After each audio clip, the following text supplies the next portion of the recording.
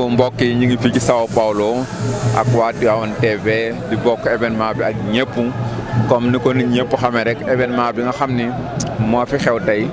mooy événement bi nga xam ni bokk na ci événement yi fi gën a mag yoo xam ne communauté sénégalaise bi nekk fii ci Brésil dina ko organiser. kon tey ñi nga xam ne ñoo fi daje mooy sénégalais yi nga xam ne ñu ngi ci Brésil gépp ak gox bu waay mën a nekk kon yaa ngi fii ci direct ci Tivaouane TV di manifester événement boobu nga xam ne li ko waral rek mooy comme ni ko Serigne Touba sàkkoo woon ngir wax dëgg yàlla ñuy diffuser ay liggéeyam di diffuser li nga xam ni bàyyi na ko fi mbind mi nga xam ne bàyyi nañ ko fi ñu tudde ko fi journée xasida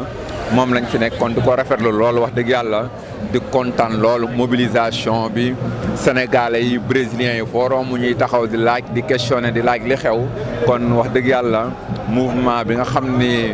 liggéeyal Bamba ko tax a jóg kon mi ngi fonctionné fii ci Brésil ndaxte bu kenn umpalewul ni ñaar fukki at te ginnaaw wala sax fukki at kenn foogal woon ni lii dina xew fii ci São Paulo dëkk boo xam ne am na 22 millions d'habitants tey ñoom ñoo nekk fii ñu leen di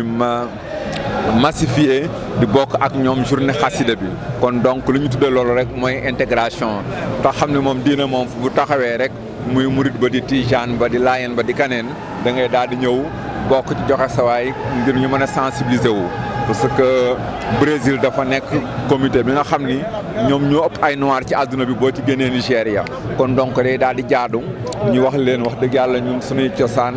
ak surtout suñu diine ak suñu mag ñu baax ña di Bamba di Maodo ak ñeneen ñëpp kon donc mbokki Tivaouane TV maa ngi leen di jaajëfal di kontaan lool ci disponibilité bi ak micro bi ngeen ma seet yal na yàlla def sutura tey itam yal na bu mu doon suñu dernière journée xasida yal nañ fi yàlla bàyyi ay ati at ñu di ko def te at mu ñëw gën a rëy ma ca des maa ngi leen di jaajëfal